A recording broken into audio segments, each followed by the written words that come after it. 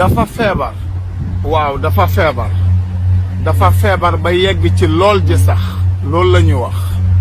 moo tax Seydina Ousmane dama lay ñaanal tey di aljuma di sàkku gaay ñoom it ñu ñaanal la ba pare nag dañu lay ñaan Seydina Ousmane ñun bu ñu sañoon parce que yow li bootu ci sa ginnaaw dafa bari Seydina Ousmane li ko dagg Afrique ba Europe li bootu ci sa ginnaaw am yaakaar ci yow ci boppam moo bari moo tax gis nga bu ñu sañoon képp koo xam ne maanaam dinay dem ci Seydina Ousmane na yóbbu sunu ñaan ba pare yóbbu sunu ñaan ko nag teg ci